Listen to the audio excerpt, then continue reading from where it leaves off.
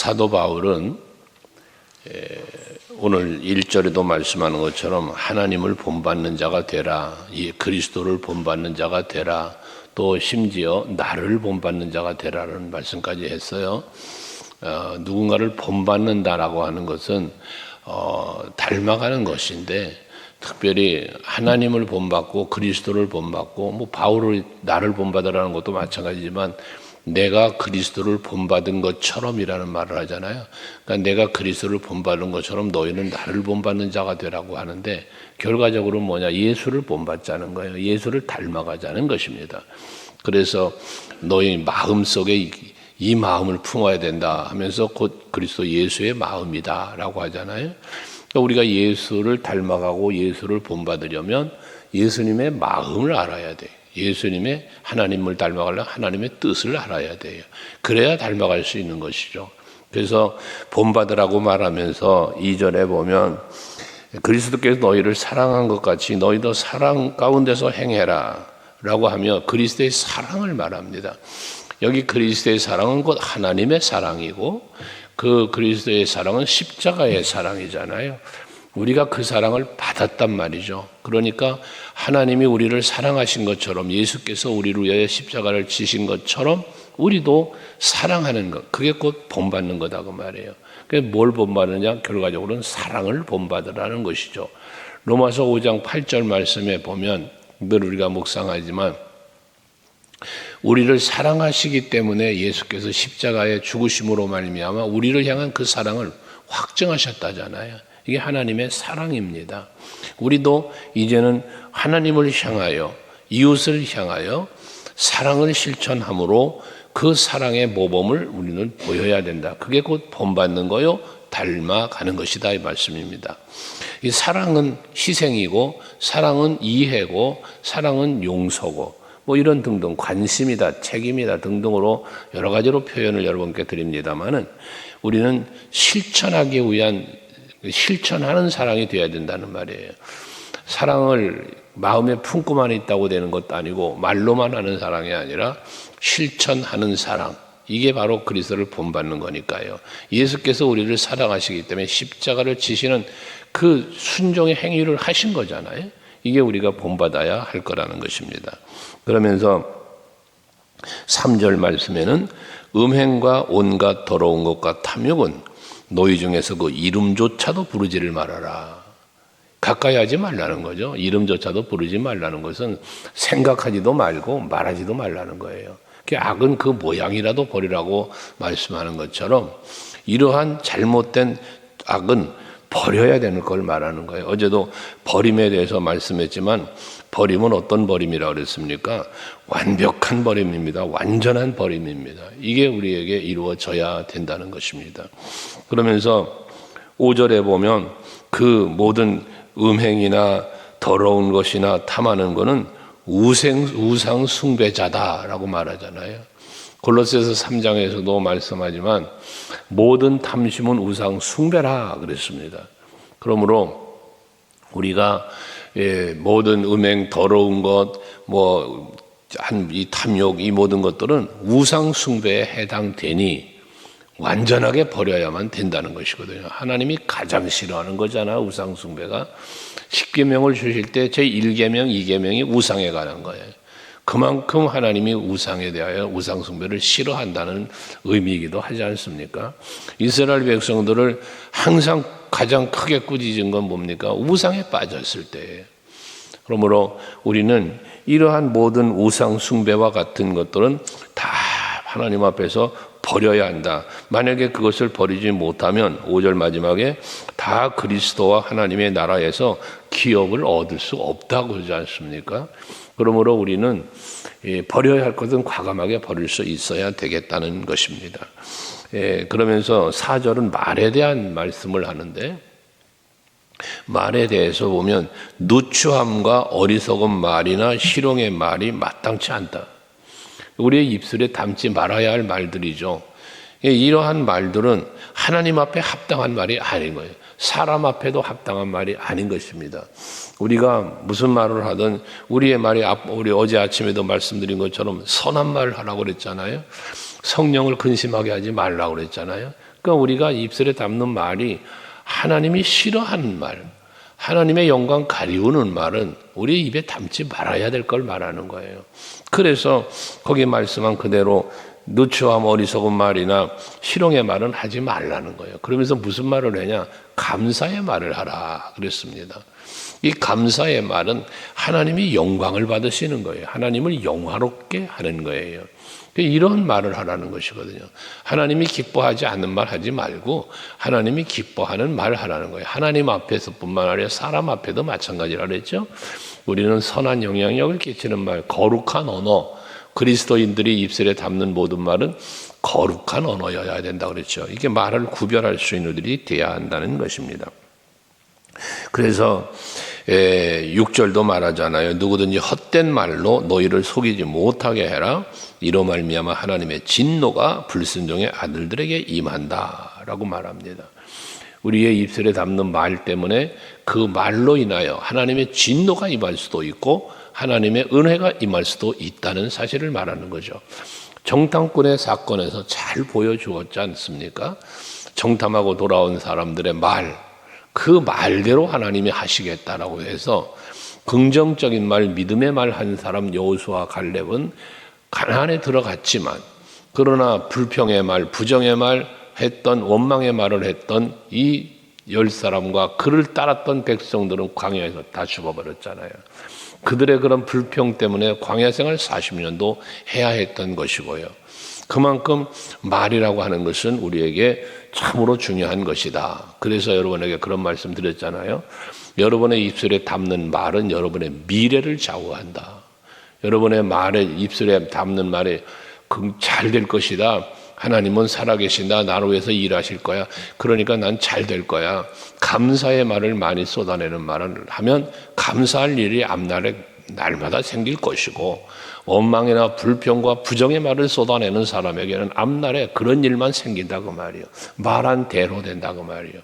그러니 여러분들의 입술에 담는 말을 잘 해야 될 것이라는 말입니다. 그래서 그들과 함께하는 자가 되지 말아라고 7절 말하잖아요. 더럽고 추악하고 그런 말을 하는 사람들과 함께하지 말래요. 사실 말이라고 하는 것도요, 보면 그런 거예요. 내가 누구와 함께하느냐에 따라서 그 사람이 하는 말을 자꾸 듣다 보면 나도 그 말을 하게 되는 거예요.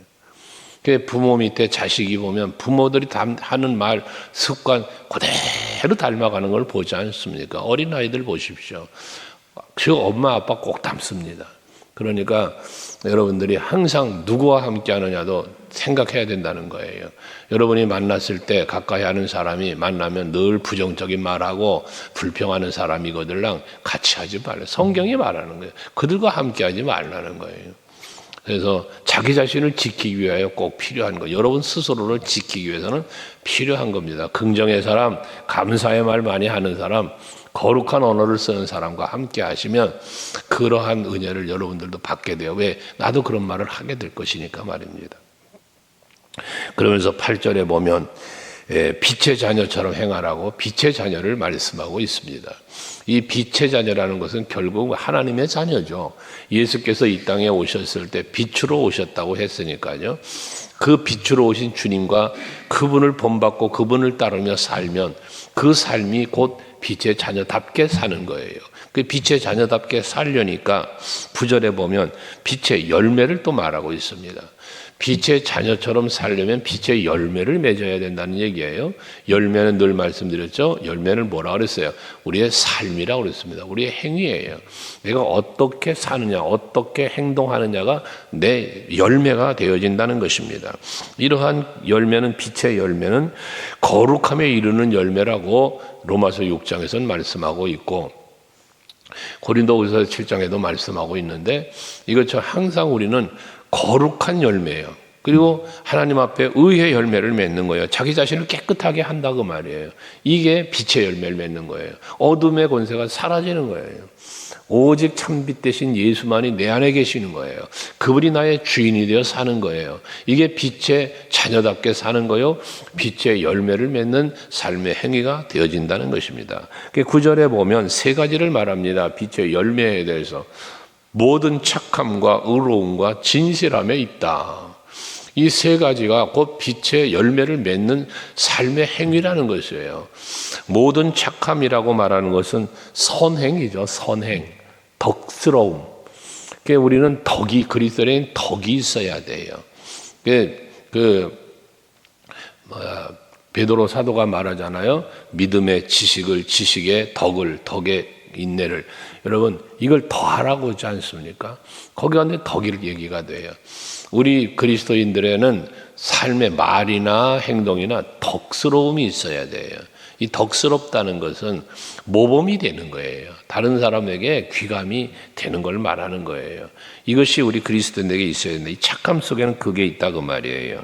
그런데 의로움을 말하는데, 의로움이라는 것은 결과적으로 하나님과의 관계를 바르게 갖는 거예요.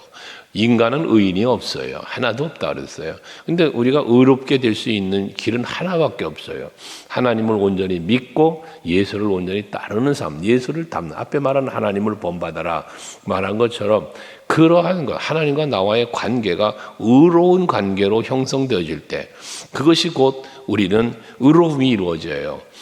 아브라함이 하나님을 믿는 믿음을 보시고 의롭다라고 칭해 주셨다 그랬잖아요. 그러므로 여러분들이 하나님과의 관계를 믿음으로 잘 형성시켜서 그 관계를 유지해 가는 것이 곧 의로움에 해당되고, 그게 빛의 열매라는 것입니다. 그 의로움에는 하나님이 보시기에 합당한 행위, 또 하나님이 보시기에 적당하다라는 표현, 이런 거예요. 그게 곧 의로움에 해당된다는 것입니다. 그러면서 진실함을 말하는데, 진실함은 말할 것이 참이죠. 거짓이 없는 이런 것입니다. 가식이 없는 이것을 말하고 있는 것이에요. 우리가 하나님 앞에서 이처럼 빛의 자녀처럼 행하고 빛의 열매를 맺는 삶을 살아가는 것, 그것이 곧 하나님의 기쁨이 되는 거요, 하나님 나라를 기업으로 이어받을 수 있는 자가 되어진다는 사실을 말하는 겁니다. 오늘도 여러분들이 하루를 사시면서 빛의 자녀답게 사시고 또 빛의 열매를 맺으며 사실 수 있기를 바랍니다. 그러면서 10절에 주를 기쁘시게 할 것이 무엇인가 시험해 보라 그랬습니다. 어떻게 하면 하나님을 기쁘시게 해드릴 수 있을까? 내가 어떻게 해야 하나님이 나를 보시고 합당히 여기실까? 라는 거거든요. 그 앞에 말한 대로 모든 착함과 의로움과 진실함의 삶을 살아가는 것인데, 그렇게 하나님을 기쁘시게 될 수 있는 것을 찾되, 거기 보면 시험하여 보라는 말씀을 했습니다. 이 시험한다는 말은 뭐냐? 검토한다, 탐색한다, 또 찾아낸다, 이런 뜻을 갖고 있어요. 그러니까 늘 우리가 뭐 해야 된다는 거예요? 검토해 봐야 된다는 거예요. 찾기 위해서 힘써야 된다는 거예요. 예수께서도 마태복음 7장 말씀하셨지만, 구하라 그리하면 저에게 주실 것이요, 찾으라 그리하면 저희가 찾을 것이요 라고 말하잖아요. 찾는다는 거예요. 이게 시험하여 보라는 의미 속에 들어있어요. 그래서 여러분들은 늘 그냥 되는 대로 사는 게 아니라 찾아보아야 돼요. 검색해 봐야 되는 거예요. 깊이 생각해 보라는 것이잖아요. 그러면서 내가 이렇게 하는 것이, 내가 나의 지금 갈 길이, 이 길이 하나님이 기뻐하는 길인가? 지금 이 일이 하나님이 기뻐하는 일인가? 내가 지금 머무는 것이 하나님이 기뻐하는 처소인가? 이걸 늘 생각해 보라는 거예요. 그래서 그런 생각 속에서 하나하나 찾아내어 하나님을 기쁘시게, 이건 하나님의 기쁨이 되는 거구나 하고 그 행동하라는 거예요. 이건 하나님이 기뻐하는 것이 아니구나 하지 말아야 된다는 거예요. 시험하라는 의미입니다. 그러니까 여러분들이 순간순간 하나님의 기쁨이 되는 모습을 찾아가는 여러분들이 되셔야 됩니다. 그러면서 또 11절에는 너희는 열매 없는 어둠의 일에 참여하지 말고 도리어 책망해라 그랬어요. 여기서 말하는 열매 없는 건 뭘 말하겠어요? 앞에 빛의 열매를 맺지 못하는 걸 말하는 거죠. 빛의 열매를 맺지 못하는 그러한 것 참여하지도 말고 책망을 도리어 하라고 말씀하고 있습니다. 이 책망한다는 것은 징계한다, 폭로한다 그런 뜻이 있거든요. 그러니까 그 어둠의 일을 하는 사람들의 것을 비추어 드러내야 되는 거예요.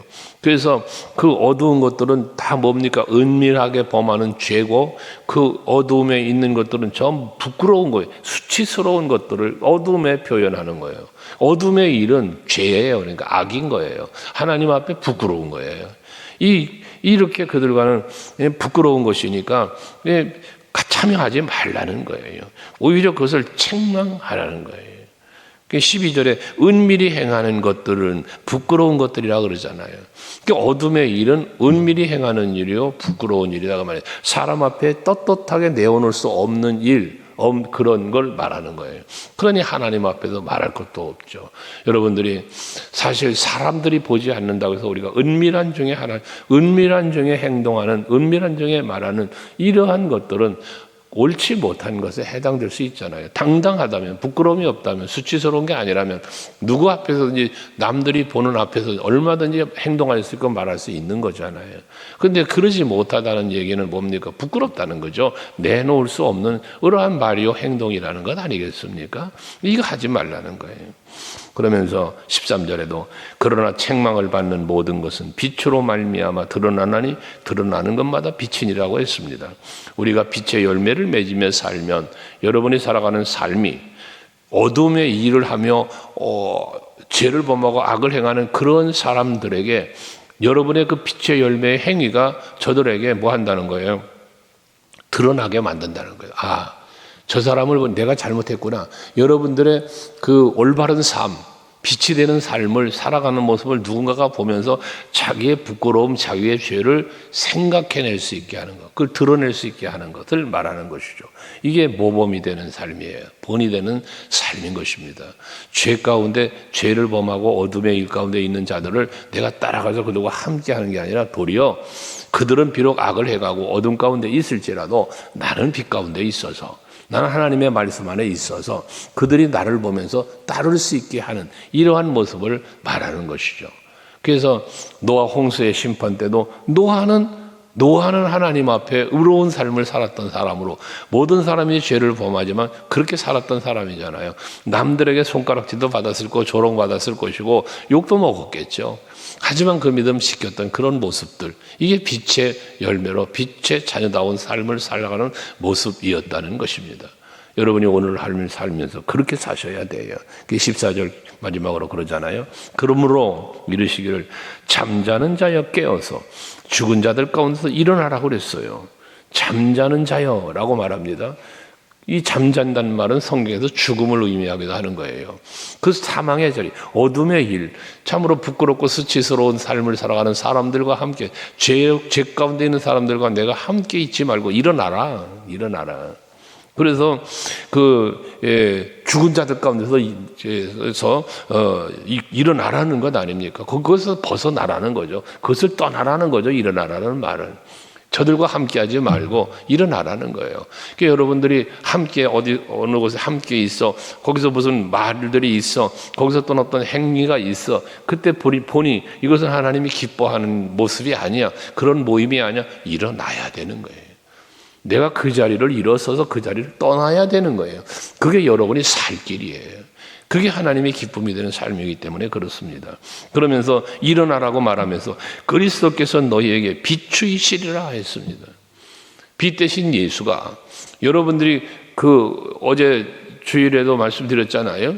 우리가 세상에 가서 사람들과 어우러져요. 그들과 관계 때문에 어우러져요. 어우러지는데 그 자리가 은혜로운 자리가 아니야. 하나님이 기뻐할 자리가 아니야. 그럼 있으면서도 내 마음이 불편해. 왜? 하나님께서 보실 것 같으니까. 그런 불편함이 있음에도 거길 버티고 앉아 있어. 같이 그냥 행동하고 있어. 그 말 다 듣고 앉아 있어. 여러분, 그건 여러분 스스로가 죽는 길이라고 말이에요. 빛 대신 예수가 비추시면서 이것은 잘못된 것이구나 라고 깨닫게 할 때 얼른 자리를 박차고 일어서서 그 자리를 떠나야 되는 거예요. 그게 여러분의 살 길이고 그것이 하나님이 기뻐하는 삶의 자리로 나아가는 것이다, 그 말입니다. 거기에 하나님의 기뻐하심 속에 베푸시는 은혜가 여러분에게 있다는 것이죠. 로마서 앞에서 13장에서 묵상하고 왔습니다만 오늘 여기 빛의 자녀, 빛의 열매 얘기인데 빛의 갑옷을 입자고 그랬어요. 갑옷으로 표현을 했어요. 여러분들이 항상 예수로 옷 입고, 이게 예수로 옷 입는 게 빛의 옷을 입고 빛의 갑옷 입는 거예요. 그래서 예수로 옷 입고 말씀으로 옷 입고 하나님의 기쁨이 되는 삶의 자리로 지속적으로 나아가시는 삶을 사는 여러분 모두 되시기를 바랍니다. 기도하시겠습니다.